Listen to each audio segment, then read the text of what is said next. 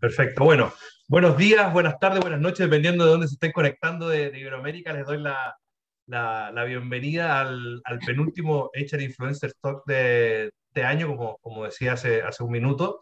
Eh, Hoy día vamos a estar hablando sobre los KPIs para gestionar recursos humanos a partir del 2022, del próximo año. Eh, Les recuerdo que el webinar o esta conversación está siendo grabada, entonces para aquellos que no se hayan podido conectar por alguna razón o no puedan quedarse hasta el final, quédense tranquilo que la vamos a estar compartiendo con todos por redes sociales, por LinkedIn y obviamente en el sitio de los hrinfluencers.org. Así que, mientras tanto, me gustaría invitar a todos a que saluden por el chat y puedan indicarnos desde dónde se conectan para tener una idea de la audiencia que tenemos en el día de hoy. Y mientras hacen eso, los invito a que durante la conversación hagan preguntas utilizando el Q&A de la herramienta de Zoom para que nosotros en la conversación, durante la conversación, vayamos abordando las preguntas que nos hagan y así poder tener una conversación más rica y una mayor interacción con todos ustedes. Así que, bueno, vamos a ver, voy a mirar rápidamente acá en el chat desde dónde se conectan. Veo que nos se está conectando desde Argentina, Córdoba, Buenos Aires, desde Barcelona, Chile, México, desde Chile nuevamente, Perú. eh, ¿Quién más veo por aquí? Desde México, Perú, Argentina. Bueno, principalmente México, Perú, Argentina. Bueno, de España también. Chile. Bueno, bienvenidos a todos. Tenemos una amplia cobertura y nada, vamos a tener una conversación entretenida hoy día. Así que le quiero presentar brevemente quienes nos acompañan hoy. Nos acompaña tres grandes HR influencers de este año 2021. Por un lado tenemos a Ana María Rubio, People Vice President de Tigo Colombia. Bienvenida, Ana María, un placer contar contigo. Gracias, José. Muchas Súper, gracias.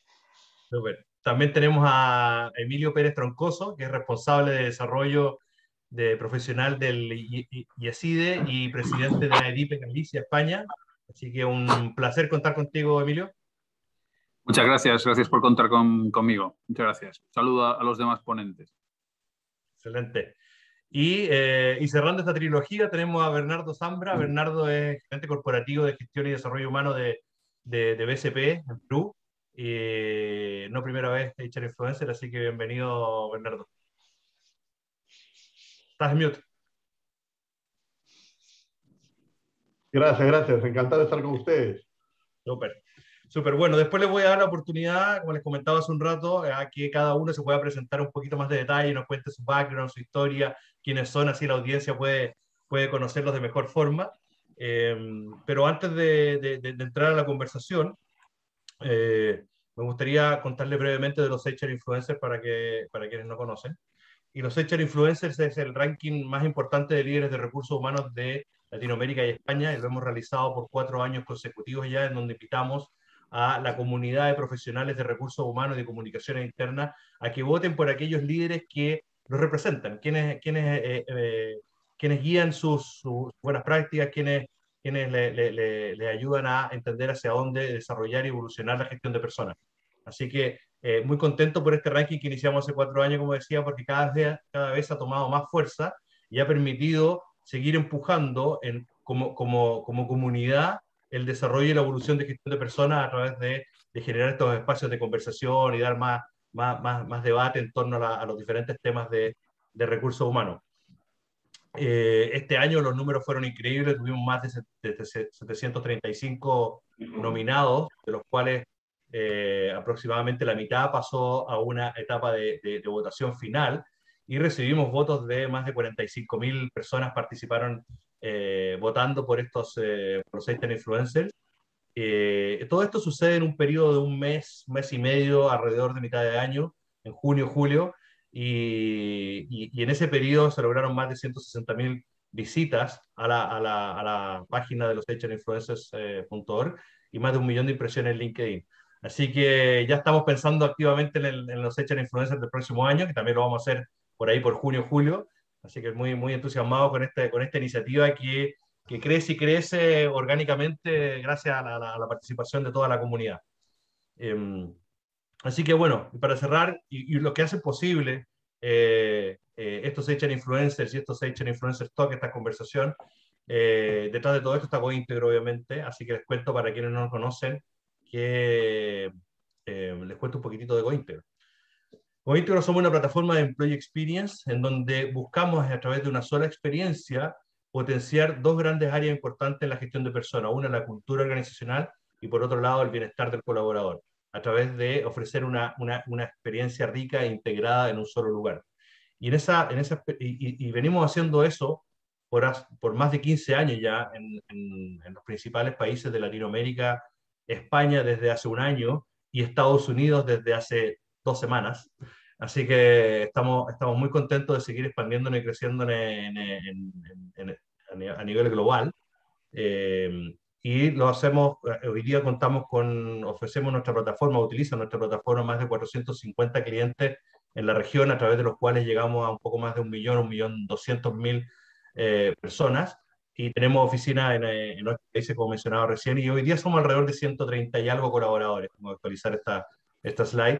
Así que eso es lo que hacemos GoIntegro, y esta experiencia única que les decía en una sola plataforma se compone principalmente de cuatro productos: de Communication Experience, que permite integrar todas las iniciativas de recursos humanos y comunicaciones internas en un solo lugar, web y mobile, con una experiencia única, transparente y coherente. Por otro lado, tenemos Recognition, que permite administrar diferentes programas de reconocimientos con diferentes reglas de negocios, con puntos, sin puntos, que se pueden materializar en premios que se canjean en catálogos online, y también obviamente generar espacios de reconocimiento social para potenciar iniciativas como valores corporativos u otros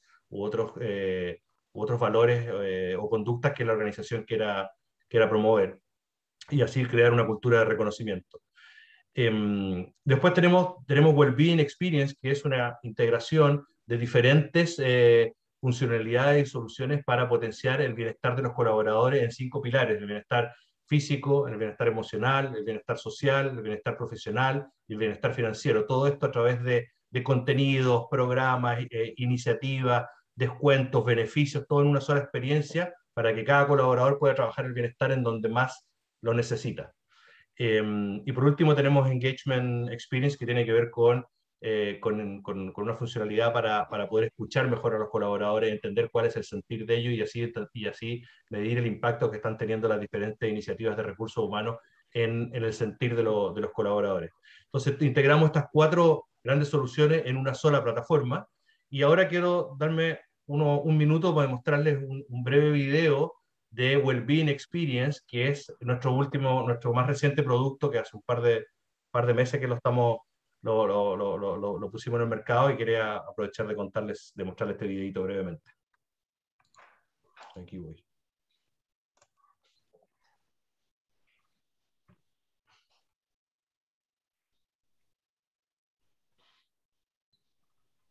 No está cargando, pero a ver, démosle un segundo porque...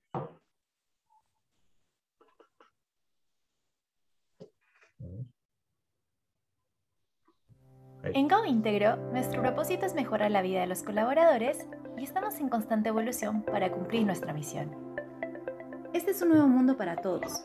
La aceleración de la transformación digital está diseñando el futuro del trabajo y poniendo la experiencia del colaborador al centro. Por eso, diseñamos un nuevo producto de Wellbeing o bienestar de los colaboradores, incluyendo bibliotecas de contenidos, beneficios flexibles, tiempo flexible, descuentos, medición de pulso, reconocimientos, desafíos y actividades en vivo, conectadas todas en una sola experiencia.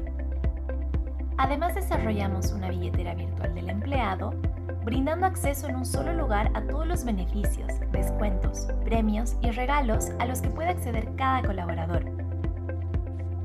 Nuestro equipo de Customer Experience acompaña a cada cliente en el diseño y ejecución de las iniciativas de Wellbeing o bienestar de los colaboradores, alineadas a la cultura de cada organización.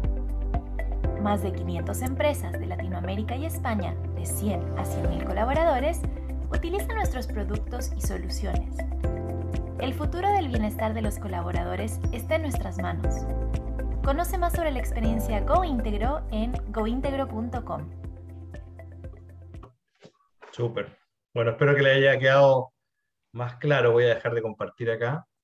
Y ahí volvemos a la pantalla todos. Perfecto. Bueno, espero que le haya quedado claro de la propuesta de valor de Coíntegro. Les cuento que al final de la conversación de hoy vamos a tener una encuesta de satisfacción de esta sesión. Y ahí hay una pregunta respecto de si es que quieren que alguien de Coíntegro los contacte para conocer más sobre nuestra plataforma. ¿Ok? Así que bueno, fui bastante rápido, quise ir bastante rápido para no quitarle tiempo a ustedes, me quedé sin aire, pero vamos rápido para ir a la conversación. Así que vamos a conversar con las presentaciones para que la audiencia los conozca cada uno, ¿les parece? Así que vamos con las damas primero. Ana María, por favor, si nos puedes contar un poquitito de ti para que todos te conozcan. Bueno, gracias, José. Yo trabajo en Tigo, yo soy la cabeza del área de gente, así le llamamos en Tigo, gente o people. Nosotros somos una empresa de telecomunicaciones que está en 9 países en Latinoamérica y también fundé una empresa en plena pandemia de uniformes médicos que se llama Color Chain. Llevo 30 años trabajando, de los cuales pues he estado en Avianca, fue anterior a Tigo, en otras empresas como General Motors, Lufthansa, Copa Airlines, Merck y pues en este tema de recursos humanos soy administradora de empresas, estudié finanzas y tengo una maestría en liderazgo y recursos humanos. Soy profesora de dirección estratégica del talento humano en una universidad en Colombia, en las maestrías que se llama Universidad del Rosario, GSB Rosario, que es Graduate School of Business del Rosario. Eso es, José. Perfecto, muchas gracias, Ana María. Hay una gran experiencia en diferentes industrias que nos va a permitir que compartas todos los aprendizajes que has tenido con la audiencia el día de hoy. Así que feliz de contar contigo. Y sigamos con Bernardo, que está ahí al sur de Colombia. Bernardo, que nos acompaña desde Perú. ¿Cómo estás, Bernardo? Cuéntanos un poquito de ti. Muy bien, muy bien. Bueno, yo tengo trabajando dentro de Credit Corp, ¿no? Que es el grupo financiero más grande que hay en el país, 22 años. Antes de eso estuve en la industria del petróleo trabajando para Shell, básicamente viendo partes de planeamiento, marketing, finanzas y la parte comercial. Y después me pasé al mundo de la banca, donde empecé en banca corporativa y después donde no pensé caer nunca, que es recursos humanos, hace 15 años, y ahí me quedé enamorado, y fui tomando diferentes posiciones hasta el 2010, que tomé a cargo la gestión de personas del banco, que es la empresa más grande del grupo, y después, hace unos 5 años, la posición de HR a nivel de la corporación, ¿no? Y operamos en varios países, tenemos varios negocios propios de la industria financiera, como fondos de pensiones, seguros, mercado de capitales, banca universal y también negocio de salud. Entonces, estamos en varios países de la región con cerca de 50.000 colaboradores. Excelente, Bernardo, excelente. Y como quiero hacerte una pregunta inmediatamente, como tu background no parte en recursos humanos, viene en el mundo financiero, ¿qué es lo que te enamoró de recursos humanos? En realidad, yo tenía un rechazo con recursos humanos por la experiencia que yo había tenido antes. Y lo que me enamoró de recursos humanos es que fue completamente diferente a lo que yo pensaba. Y me di cuenta que esa frase, esa pregunta o esa frase tan trillada que tenemos en recursos humanos, y espero que desaparezca, de cómo hace recursos humanos para sentarse, para ser el aliado estratégico del negocio, nunca más se haga, porque recursos humanos es el negocio, está en el negocio, las personas hacen el negocio, ¿no? Y cuando me di cuenta de eso y de la potencia que se puede tener para conectar con la estrategia y a través de las personas, impactar a las personas y a la organización desde un solo frente, dije, esto es lo mío, ¿no? Y realmente me quedé ahí. Excelente, sí, es verdad esa frase y me alegra lo que dice porque esa frase creo que ha ido perdiendo relevancia justamente porque ya recursos humanos ya está sentado en el directorio y en la mesa de la toma de decisiones, así que muy de acuerdo.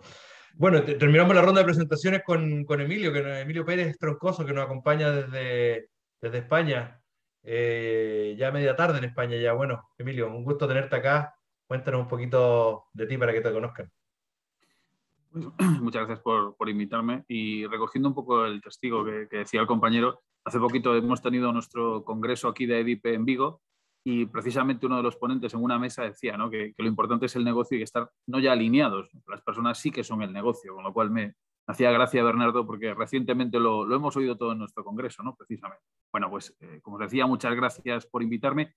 Yo pues soy licenciado en Ciencias Políticas, máster en Dirección de Recursos Humanos, precisamente en esta casa, en IESIDE, hace más de 22 años, y he trabajado siempre en este ámbito, desde técnico de recursos humanos hasta más de 18 años como director de recursos humanos en diferentes empresas, tanto del ámbito del sector servicios como el sector industrial, y actualmente, desde hace 3 años, tengo la gran suerte de ser el responsable de desarrollo profesional de IESIDE, que somos la Escuela Decana de Negocios en Galicia, en el noroeste de España, y además muy contentos porque recientemente abrimos ya nuestra Universidad Intercontinental de la empresa, que inicia su carrera el año que viene, y además pues soy profesor actualmente de la asignatura de Dirección de Recursos Humanos, que además estarán en este momento viéndonos mis alumnos de segundo de Administración y Dirección de Empresas, que los tengo totalmente callados y expectantes, escuchando y tomando notas, porque les entra en el examen, o sea, espero que estén muy atentos. Y además soy el presidente de AEDIPE, que AEDIPE es la asociación de responsables, en general todos aquellos que nos dedicamos al ámbito de recursos humanos en España, en la territorial de Galicia, pues desde hace 5 años. Y pues como os decía, ¿no?, entre otras cosas organizamos congresos de estos temas y tengo muy fresca la opinión de nuestros compañeros en lo que nos atiende esta tarde. Bueno, mañana para vosotros, para mí estamos en media tarde. Muchas gracias, Emilio, y bienvenido a todos tus alumnos que hagan muchas preguntas. Es el momento aquí de poner en jaque al profesor, públicamente. Así que, excelente. Bueno, vamos. No creo. Vámonos vámonos a la conversación de hoy. Bueno, esta, como les decía, es la penúltima HR Influencer Talk de este año, y vamos a conversar sobre cuáles deberían ser los objetivos y focos de recursos humanos para el próximo año. Para el próximo año y los que vienen, y cómo medir esos objetivos. Ese es el gran tema de hoy. Hablamos de los KPIs para gestionar recursos humanos el próximo año, pero hay que definir qué es lo que hay que medir y luego cómo medirlo. Entonces, tenemos casi 2 años de pandemia. Luego de casi 2 años de pandemia, podemos decir que, obviamente, como hablábamos hace un rato, la gestión de personas estaba al centro de todo esto, ¿cierto? Primero, asegurándose de que la operación del negocio tenga la continuidad necesaria, después entendiendo el impacto que la pandemia tuvo en la salud emocional y en el bienestar de los colaboradores, y haciéndose cargo de poder acompañar a los empleados, a los trabajadores en ese desafío. Ahora estamos viviendo todo esto de cómo volver a trabajar, ¿cierto? De forma híbrida, remota, presencial. Están todas las organizaciones entendiendo cuál es la mejor forma para poder tener buenos resultados, pero obviamente también cuidar el bienestar de los colaboradores, que es lo principal.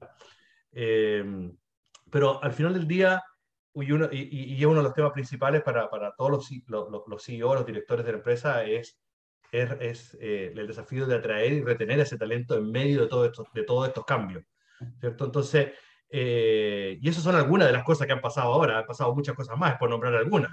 Pero la idea es que podamos conversar acerca de cómo todo esto ha impactado la gestión de personas, cómo cambia la forma de liderar el área de personas en las organizaciones. Así que, nada, vamos a conversar un poquito de eso.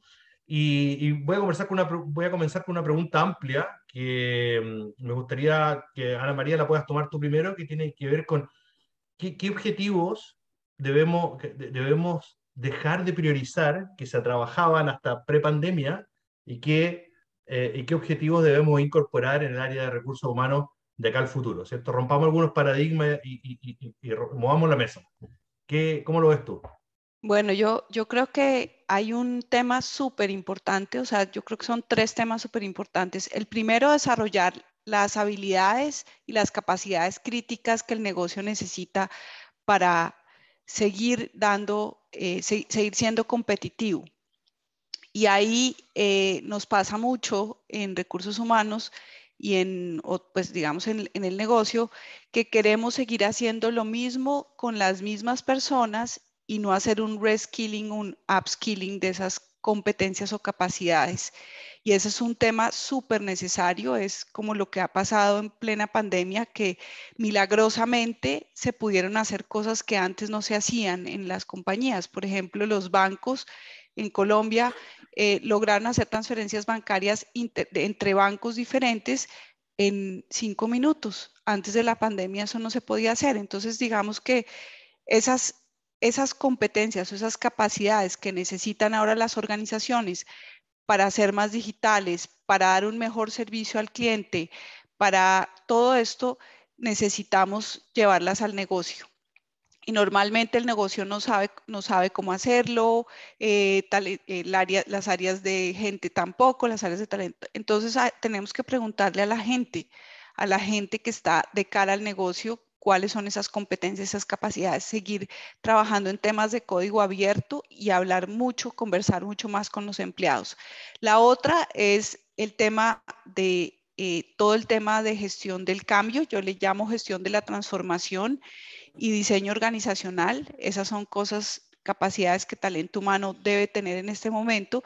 Y en el tema de gestión de la transformación es que la gente está en permanente, no solamente llevar a la gente a que haga una sola transformación, sino que está en permanente tema de cómo aprendo, cómo traigo nuevas cosas, cómo innovo para darle un mejor servicio al cliente. Entonces, que esto se vuelva ya una capacidad organizacional, el tema de transformación organizacional, todo alineado a mejorar la experiencia con el cliente. Y algo que siempre tenemos que hacer nosotros y que lo podemos hacer y que somos los únicos que lo podemos hacer es gestionar el talento, gestionar los líderes del futuro. Y ahí siempre tenemos que revisar quiénes son las personas que tienen la mayor agilidad organizacional, la agilidad de aprendizaje para que sean nuestros futuros líderes y brindarle herramientas de liderazgo a esas personas, ¿no? En las universidades no hay, digamos, desafortunadamente en pregrado y en posgrado como cómo ser un mejor líder o cómo ser un mejor jefe. Y es una de las cosas que más necesitan los líderes hoy en día, es saber cómo se lidera un equipo de trabajo.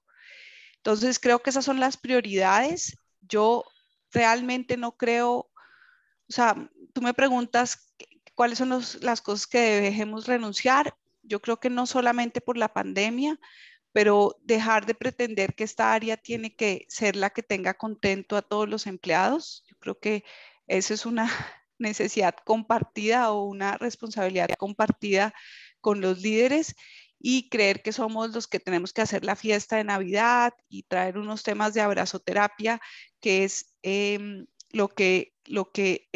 precisamente el fin de semana teníamos una conversación que se volvió ya casi que discusión de cabezas de talento humano con una persona que nos decía que es que nosotros teníamos que traer diversión a la compañía. Entonces, yo creo que esos temas ya deben quedar en el pasado. Nosotros no somos el comité de fiestas de la compañía, sino somos precisamente lo que decía Bernardo, somos la estrategia de la compañía y estamos en el negocio. Súper, muy de acuerdo con todo lo que mencionas, sobre todo esto de compartir, que el recurso humano no es el que se tiene que echar toda la responsabilidad al hombro. Bernardo, ¿cómo lo ves tú de estos cambios de paradigma de cuáles son los objetivos? Sí. La pregunta, efectivamente, como tú dijiste, es amplia, pero es muy potente, ¿no? Y me sumo a los comentarios que dijo Ana María, ¿no? Y yo lo retomo desde ahí. Lo primero que diría es que hay que dejar de priorizar todo lo que signifique recursos humanos mirándose el ombligo. Eso es algo que ha ocurrido durante mucho tiempo, ¿no? Donde uno, recursos humanos mirándose el ombligo, pensaba en cuáles son las tendencias, las modas, las nuevas cosas que están haciendo otras empresas, copiaba, ponía con su propia agenda, y ya no hay más espacio para ninguna de esas cosas, porque las calorías y las prioridades tienen que ser únicas y exclusivamente las que le van a aportar valor al negocio y que estén conectadas con la estrategia. Entonces, yo veo como 4 principales, diría, ¿no? Por lo menos en mi experiencia, ¿no? La primera es lo que le llamamos perfiles digitales, ¿no? Es decir, hoy día con la experiencia que puede tener cualquier cliente en las diferentes plataformas y tal, que ya no son locales, sino son globales, la presión por un servicio excepcional ha llegado a un punto que si no adoptas la tecnología y no tienes los perfiles para hacer efectivamente ese delivery, vas muerto. Entonces, estos perfiles digitales que básicamente nosotros los ponemos en perfiles de UX, UI, desarrollo, ciberseguridad, agilidad y data analytics, son ese core donde hay que enfocarse. Es un momento de no se puede hacer para todo el mundo. Yo pienso que hay que priorizar a esos perfiles. Y claro, es muy complejo contratarlos, porque es complejo y caro, y además hoy día hay una oferta global. Se puede, pero es una parte de la tarea.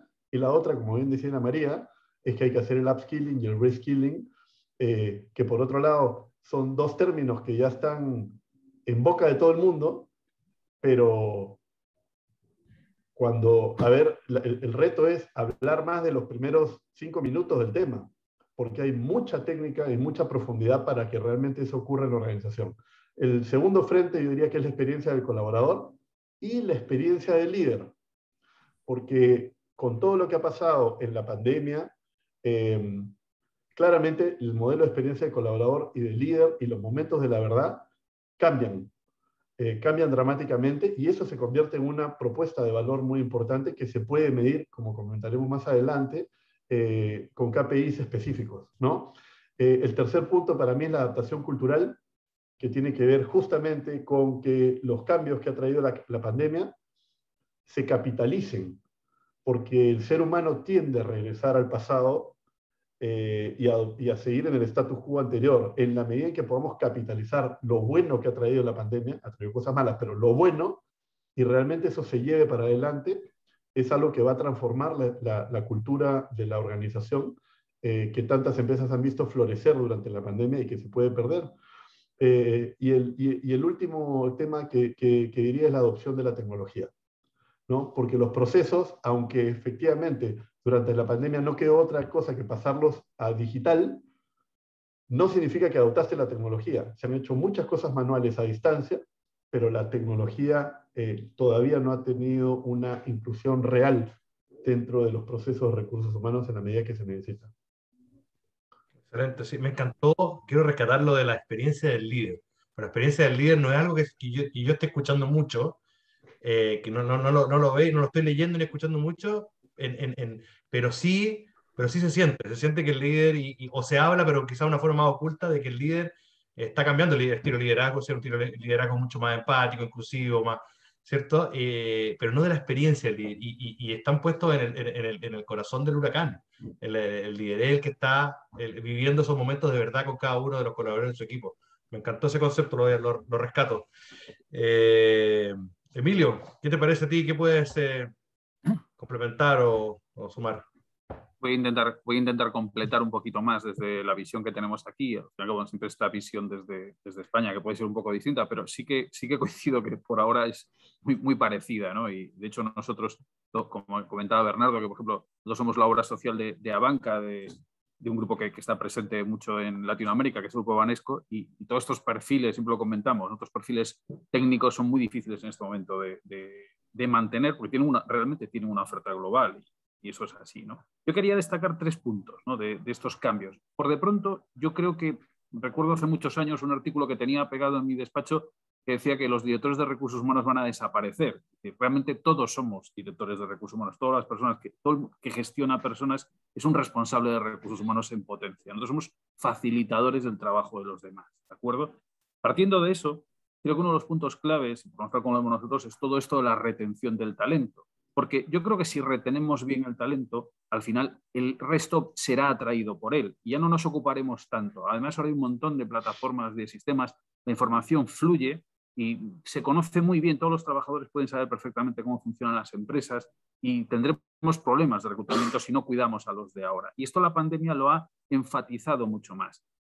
De hecho, sí que estamos viendo cómo el ocuparse del bienestar del empleado empieza a ser crucial. Hay un gran movimiento de empleados, sobre todo los llamamos talentosos, ¿no? Aquellos que realmente tienen esa actitud, además de aptitud, y es un elemento muy importante. Por otro lado, yo creo que en esta era post-COVID, más que nunca la gestión del cambio, ¿no? Que viene ligado a ese nuevo liderazgo.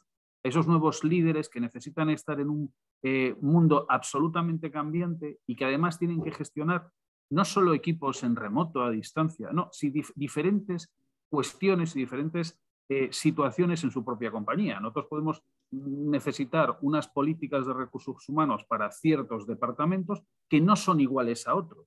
Y hay que gestionar todo esto.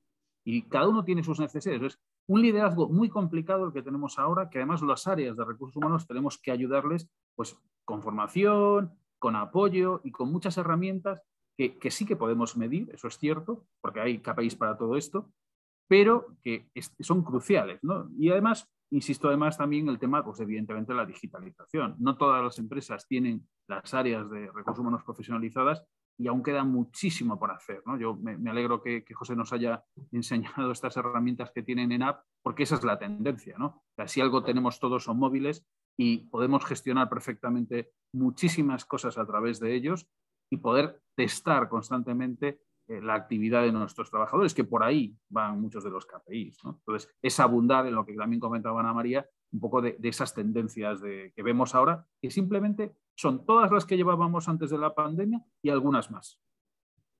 Perfecto, súper. Gracias a todos por la intervención. Ahí mencionaron, voy a hacer un breve resumen de la pregunta para dar paso a la siguiente, que es, bueno, mencionaron de temas de gestión de cambio, ¿cierto? Como muy importante, el tema de liderazgo con mayor agilidad, más empatía, los perfiles digitales, la experiencia del líder, la retención de talento, ¿cierto?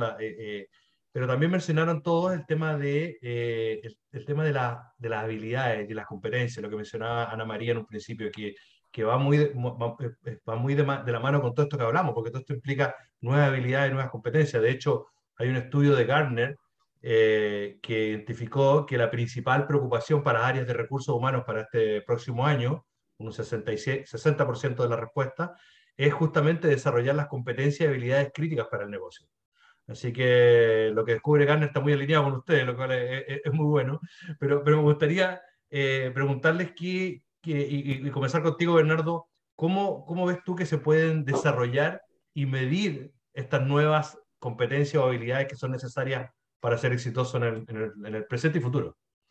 Claro, mira, es todo un reto. Yo creo que hay como varias cosas que tienen que estar en la mesa para que esto ocurra y efectivamente poder tener profundidad en la gestión de estos perfiles, ¿no? Yo ya les comentaba un poco para nosotros, que es algo más o menos que en banca es similar, cuáles son esos perfiles críticos, ¿no? Que primero hay que efectivamente definirlos y conectarlos a la estrategia. No son iguales para todo el mundo, pero si no tienes claro cuáles son los perfiles que realmente necesitas y priorizas, se pierde foco, porque no se puede hacer para toda la empresa, porque es caro, demandante y demás, primero.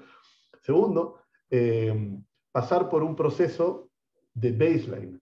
Es decir, hay que medir realmente cuál es el nivel de expertise y de desarrollo de cada una de esas competencias dentro de la empresa. Ese es un proceso que tiene que venir acompañado de gestión del cambio, porque las personas se van a sentir evaluadas, efectivamente, pero no es para desvincular, es simplemente para saber cuál es el estado de la cuestión. Normalmente pasa que uno se encuentra con que tienes una forma de pirámide, es decir, tienes pocas personas con muchísimo expertise y muchas personas con expertise bajo. Y al confrontar eso contra los retos de la organización, te das cuenta, como nos ha pasado a nosotros, que en realidad necesitamos algo más parecido a un diamond shape, ¿no? Y no a una pirámide. Entonces, ahí es donde viene la tercera parte de la conversación. Para darle forma de diamante a estos perfiles, a estas competencias tan importantes, hay que hacer una inversión relevante, ¿no? En upskilling, reskilling, contratar. El punto es, ¿contra qué vamos a medir la inversión que se va a hacer? Porque podrías terminar simplemente con una organización más cara, porque le cambiaste la forma, ¿no? A la competencia. Entonces, ahí es donde hay que mirar la inversión que se va a hacer para darle la forma y el nivel de expertise a eso, contra el delivery y la velocidad y la entrega de valor temprana que van a entregar esas unidades. Y eso se puede medir perfectamente. O sea, hay este tiempo de ciclo o lead time en las entregas de valor que tiene que medirse cada quarter en las organizaciones, y lo que debería venir es esa inversión a cambio de productividad y de entrega de valor. Entonces, a partir de ahí, y con eso termino, simplemente ese concepto que se llama Workforce Planning tiene mucho sentido, porque es una mirada de mediano plazo y de largo también, de cuáles son las brechas que tengo, cuáles son las necesidades que tengo para la estrategia, y cómo voy a invertir en el mediano plazo para cerrarlas, tener el expertise que necesito, y sobre todo estar seguro que esa inversión tiene un retorno desde el punto de vista de productividad. 100%, 100%. Ana María, ¿quieres tomar la posta de ahí? Sí, bueno, yo creo que hay formas, digamos, para no repetir lo que dijo Bernardo, nosotros tenemos que revisar con la gente, y ese tema de lo que habla mucho Gartner también es del código abierto, y es preguntarle a la gente, porque ellos que están atendiendo a los clientes conocen las necesidades del cliente, nos pueden decir cuáles son esas capacidades o necesidades que necesitan para estos entrenamientos. Yo creo mucho en la metodología 70-20-10, más que hacer una inversión, digamos, de traer estos temas. Yo creo que hay cosas básicas que podemos hacer por la gente que no son tan costosas. Y es, por ejemplo, enseñarle a la gente a trabajar como un equipo. Desafortunadamente en Latinoamérica somos un poco más individualistas que en otros países. La gente cree que trabajamos más en equipo y eso, pero realmente son pocas los países en Latinoamérica que trabajan como un equipo. De hecho, pues los resultados, digamos, en nuestros equipos de fútbol y todo eso, se nota que cada vez se está volviendo más un tema de individualidades y no de equipos. Entonces, esa clase de competencias o capacidades organizacionales, de trabajar en equipo, de prestar un buen servicio, de traerle liderazgo a los líderes, y haciéndolo más unos temas de desarrollo. ¿Qué he hecho yo? O sea, para no hablar del deber ser, sino qué he hecho yo en las compañías. Por ejemplo, en la compañía en la que trabajaba antes hicimos un swap de talentos con Unilever. Eso no nos costó plata, no nos costó absolutamente nada, y el liderazgo y el trabajo en equipo se aumentó. ¿Qué hicimos? Una persona de Unilever que necesitaba aprender sobre revenue management vino a esta compañía, y una persona que necesitaba saber sobre mercadeo y lanzamientos exitosos y cómo se hacía un lanzamiento exitoso en mercadeo se fue 6 meses para Unilever. Lógicamente fue un tema muy visto, muy publicitado, pero tenemos que inventarnos formas diferentes de hacer estos upskilling y reskilling, porque en el 70%, según esta metodología de Charles Jennings, es donde la mayoría de las personas aprenden. Entonces, más que traer un salón de clase o solamente esto, tenemos que diseñar procesos y entrenar a la gente en el trabajo, que aprendan que asignarles proyectos, asignarles roles diferentes, que estén más orientados hacia el cliente, trabajar en células ágiles sin tener pues en estructuras o agilismo completamente en las compañías. Podemos crear células para resolver problemas del cliente y así empezar a trabajar más como un equipo. Nosotros ahorita en Tigo estamos haciendo esto, que es trabajo en células para responder a necesidades claves del cliente, a, digamos, políticas antipáticas y cosas que se pueden resolver como un equipo, ¿no? Con áreas interdisciplinarias. Ahí se aprende a trabajar como un equipo, se aprende a hacer los daily, los weekly, las tribus.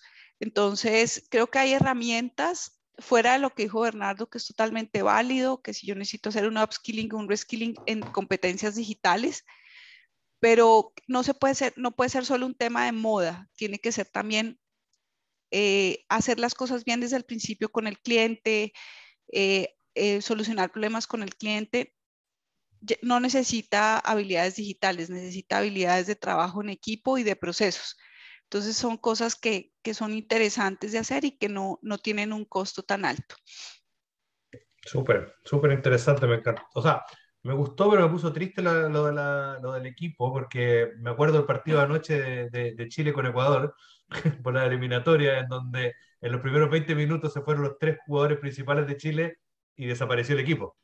Entonces, claro, ahí es donde hace relevancia esto del equipo, ¿cierto? De que todos juegan un rol importante y no solamente las figuras. Eh, Emilio, ¿cómo lo ves tú desde tu perspectiva? Bueno, por dar otra perspectiva y evidentemente pues abundar en lo que han dicho los compañeros, que tienen toda la razón, sí que yo creo mucho en modelos de gestión práctica del conocimiento como una forma de implementar este tipo de actuaciones de formación que son muy baratas, ¿no? Es decir, el formar, detectar a aquellas gentes que sobresalen en esas competencias que queremos potenciar, ¿no? Hablaba ahora pues, de gestión del cambio, trabajo en equipo, me da un poco, es indiferente, y trabajar con esta gente para que se forme más. Aquí yo creo que todos tenemos, y sobre todo los que nos están viendo, que somos firmes convencidos de el lifelong learning, ¿no? Es decir, nos vamos a estar formándonos todavía, es absolutamente necesario el reciclaje continuo. Entonces, detectar a aquellas personas que ya de por sí parece que tienen unas competencias mayores que el resto, que tienen un desempeño exitoso, y organizar programas de liderazgo de conocimiento. Con estas prácticas de gestión de conocimiento se consigue de una forma muy fácil, se distribuya por toda la organización esas nuevas competencias, porque además, si es un trabajador de línea el que realmente está formando a los compañeros, es mucho más aceptado y mucho más comprendido que otras grandes inversiones, que también están muy bien. De hecho, nosotros aquí vemos mucho ese ejemplo de formar a unos pocos que son los que realmente distribuyen, ¿no? Y funciona bien y además es bastante asequible. Aquí en España también invertimos mucho en trabajo en equipo y por los resultados de nuestra selección parece que funciona. Entonces, vamos a seguir apostando en ello, pero bueno, centrándonos más en estas competencias nuevas que yo creo que son muy importantes, pues como es para mí la gestión del cambio y la digitalización, el tener que todos los trabajadores lo vean y que vean que se puede aplicar realmente, pues es más sencillo y mucho más barato. Excelente. Excelente. A ver, voy a hacer un pequeño cambio de tema y para construir sobre esta gran prioridad que tienen los directores de recursos humanos y los CEOs, los directores de las organizaciones. En Estados Unidos se viene hablando hace un tiempo de la Great Resignation o la gran renuncia, ¿cierto? Que en mi perspectiva creo que en Latinoamérica y en Iberoamérica viene un poquito más retrasada, pero viene, que tiene que ver con que la gente está renunciando, ¿cierto? Obviamente a sus puestos de trabajo, cada país con sus diferentes razones, y yo creo que acá va a venir un poquito más lento por un tema de desarrollo económico de cada país, por un tema de flexibilidad del mercado laboral, etcétera. Pero al final del día, el tema de atraer y retener talento es la prioridad número uno. Entonces, ¿cómo ven ustedes, y quiero conversar contigo, Ana María, cómo ven ustedes el desafío de atraer y retener talento de aquí al futuro? ¿Y cómo podemos medirlo? O sea, ¿siguen siendo válidas no sé, los indicadores del time to hire o el cost to hire, estos indicadores de eficiencia en el proceso de atracción, o hay otros indicadores que son más relevantes acá en adelante? Primero yo creo, José, dar contexto un poco a la audiencia de qué es la gran renuncia, porque tal vez no, tú lo sabes y nosotros, pero no todo el mundo sabe de qué se trata porque no lo ha vivido. Entonces, la gran renuncia se trata pues en países un poco más desarrollados que Latinoamérica, donde la gente en la pandemia se dio cuenta que todo en la vida no era trabajo y todo en la vida no era plata. Entonces, empezaron a decir, los CEOs de las compañías y los dueños de las compañías empezaron a decir, yo ya no quiero trabajar 7x24, yo ya tengo un capital y con esto me alcanza para el final de mis días y yo ya no necesito tener tantos carros o tantos bienes y quiero disfrutar más la vida. Entonces, esta crisis hace que renuncien y entonces que haya un problema de que no hay suficiente gente para llenar los cargos, porque la gente que estaba en ciertas edades entonces subió a estos cargos y los que estaban en otras edades, pues en edades subieron a los cargos que estaban vacantes y pues en este momento hay un faltante de mano de obra especializado en Estados Unidos, específicamente en hotelería y en servicio, ¿no? Entonces, en restaurantes, hotelería y cargos de servicio.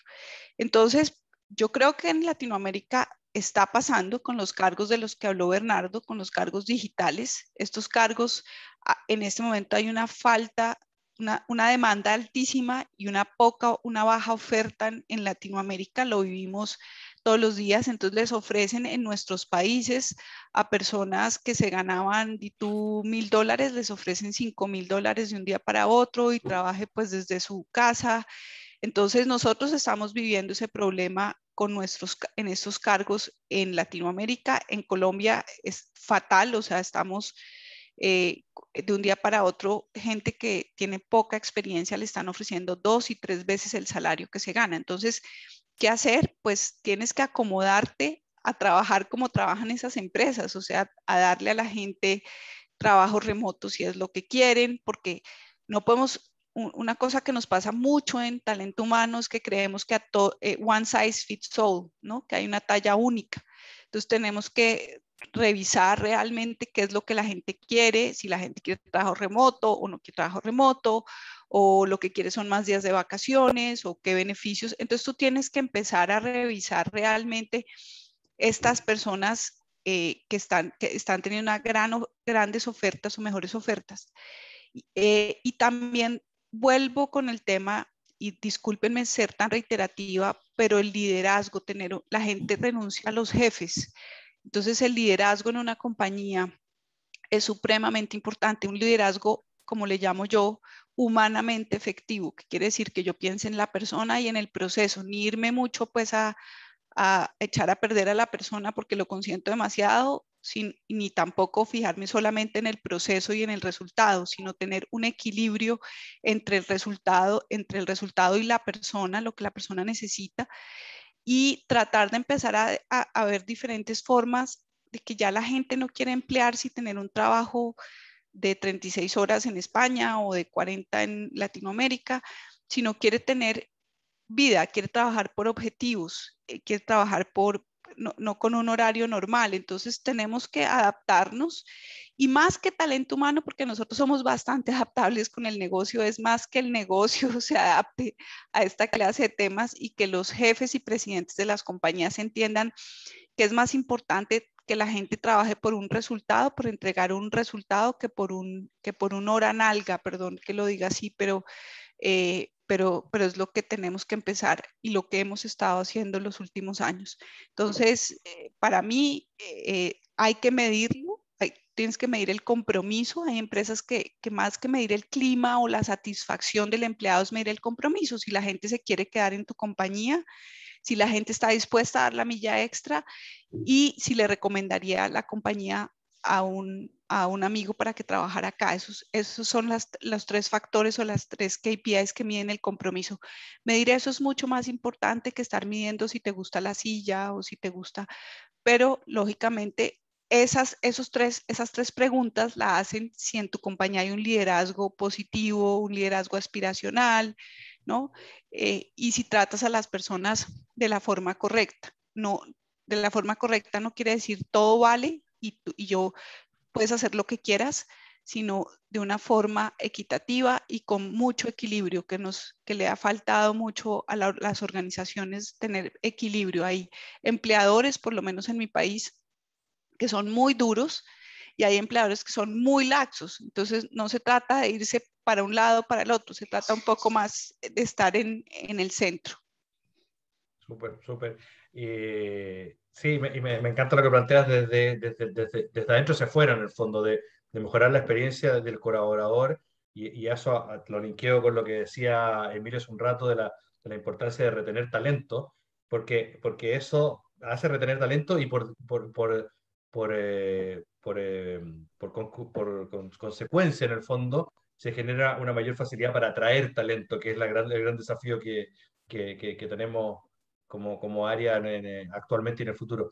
Y Emilio, justamente, ¿cómo ves tú los desafíos de atraer y retener talento y cómo medirlos para el próximo año?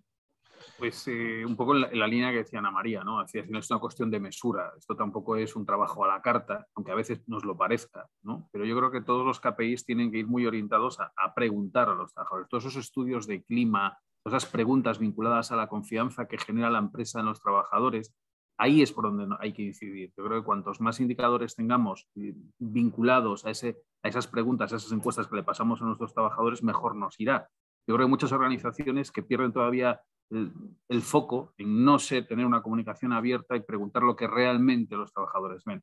Y al final somos personas y jugamos un poco con el sentido común. Entonces yo creo que tenemos que apostar por insistir y hacer esas preguntas, saber realmente no ya lo que quieren, ¿no?, sino lo que necesitan realmente y hacerles ver, porque aquí hay también un problema de visibilidad. A veces nos pasamos el día, que es un poco lo que sufrimos los de recursos humanos, que estamos implantando constantemente mejoras, pero tampoco no las visibilizamos, no conseguimos que los colaboradores vean esas mejoras. Entonces, perdemos muchas veces el tiempo y grandes inversiones en algo que los trabajadores no detectan. Entonces, hay que saber hacer esas preguntas, hay que hacer esas buenas mediciones, pero sobre todo insistir mucho en preguntar lo que nos interesa saber de cara a sacar una productividad mayor. Entonces, yo creo que los KPIs tienen que ir más, pues eso, pues preguntas vinculadas a confianza. Lo decía ahora, por ejemplo, Ana María, dice, oye, ¿recomendarías, la pregunta clásica, ¿recomendarías la empresa a un amigo?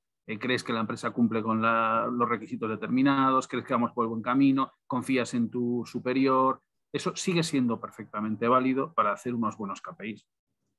Excelente. Y ahí hablamos y te doy la palabra inmediatamente, Bernardo, pero yo hago una distinción, no sé si están de acuerdo, entre los KPIs como los que mencionaban recién, que tienen más que ver con el sentir del colaborador, que se tienen que medir como más encuestas tipo pulso, en el fondo, frecuentemente, versus los indicadores que nombrabas tú, Bernardo, que tienen que ver más con cuál es el retorno de esta inversión, que son indicadores más de resultado, y los anteriores son más de actividad, por decirlo, o de percepción, no de actividad, de percepción. No sé si estás de acuerdo con esa separación de indicadores y cómo ves tú la mejor forma de atraer y medir esa atracción de talento. Bueno, sobre lo primero te diría que los indicadores de proceso están bien, ¿no? Sin duda se necesitan. Yo los veo más como KPIs, en realidad. Y ahí abro un poquito el concepto de OKRs, ¿no? Porque al final, es verdad, uno tiene en su tablero, ¿no?, cuánto tengo de gasolina, cómo va la carga de la batería y tal, ¿no?, que son mis KPIs, pero por otro lado tengo mis aspiraciones como organización y para eso necesito tener entregas de valor. Entonces, yo creo mucho en este joint venture de recursos humanos con finanzas. Es muy potente, ¿no?, alrededor del CEO, y ahí es donde la conversación pasa de ser a indicadores de proceso a entregas de valor. Por eso es que decía que al final, cuando uno lo pone desde la perspectiva de los OKRs, creo que es necesario poder expresar excelente tus procesos, excelente la inversión que vamos a hacer, pero tiene que verse reflejada de todas maneras en una entrega de valor. Sobre todo, cuando ya migraste a una organización ágil, donde tienes tribus y squads que tienen autonomía para la toma de decisiones, y en ese camino tienen bien claro cuáles son los entregables y el accountability que tienen, ¿no? Entonces, ahí es donde creo que estos dos conceptos se tienen que manejar al unísono y ya no podemos hablar solamente, creo yo, de la parte de los procesos, que son importantes, pero creo que no suficientes. Y sobre lo otro, solamente me sumaría a lo que decían Ana María y Emilio. Yo diría que la gente no es que no quiera trabajar, quiere trabajar, pero cada día más a su forma, con sus condiciones y a sus tiempos. Y ese es un mensaje muy fuerte. Y ahí es donde este concepto de gig economy, ¿no?, de, oye, yo estoy dispuesto a dar mi trabajo, ¿no?, en mis tiempos, en mis momentos, y dar mi expertise, tienen un reto muy grande para la empresa, porque ya no todo el mundo quiere estar en una planilla. Y eso implica cambios de paradigmas, porque podría ser una persona que está trabajando en 3 empresas al mismo tiempo y te está dando servicios a ti, porque tiene un expertise muy grande, y eso requiere un cambio cultural que yo creo que aceleradamente se tiene que adoptar.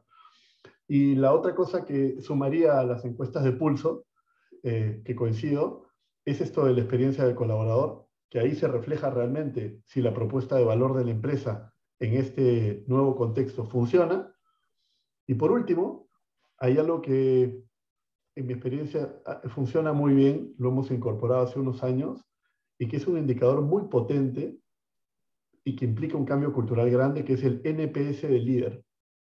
Es decir, son 5 preguntas, pero el NPS es: ¿recomendarías a tu líder como líder de otra unidad? ¿No? Porque eso tiene que ver inclusive con lo que Ana María decía al principio, que, oye, todos somos un poco gerentes de recursos humanos, ya no es solamente recursos humanos el que se encarga de los recursos humanos. Y creo que esa medición tan ácida, yo creo que ayuda mucho a enfocar a que la experiencia del colaborador, la propuesta de valor y lo demás se articulen en esta economía donde el talento es tan escaso y complejo de tener y mantener. Perfecto. A ver, esperemos un segundo que tengo un problema aquí técnico. Acá estoy. Nada, que estaba viendo, se nos pasó el tiempo, se me pasó volando, nos queda 1 minuto y me quedan 5 preguntas para que cada uno conteste, por lo tanto estoy haciendo un mal trabajo como moderador, claramente, porque no logramos cubrir todo lo que teníamos pensado cubrir, pero bueno, hay que ser respetuoso con el tiempo de ustedes y de toda la audiencia, así que voy a lanzar la encuesta de satisfacción, la lanzo en este minuto, y mientras la contestan, los invito a todos que la contesten, darle espacio para que cada uno pueda comentar brevemente sobre un concepto que me parece que es muy interesante y necesario, a mi percepción, para lograr todo lo que venimos hablando de flexibilidad, de cambio, de experiencia del colaborador, de cambio en el liderazgo, de escuchar a los colaboradores, etcétera, que es la confianza. La confianza es un elemento, en mi percepción, un elemento central para que todo lo que hemos hablado pueda llevarse a cabo exitosamente. Y me gustaría saber, no sé, comenzar contigo, Emilio, ¿cuál es tu percepción respecto del rol de la confianza y cómo se puede medir la confianza dentro de una organización? Perdona, para cerrar, quizás lo que mencionaba Bernardo del NPS del líder, que me parece genial, puede ser un elemento en ese sentido, pero Emilio, ¿cómo lo ves tú?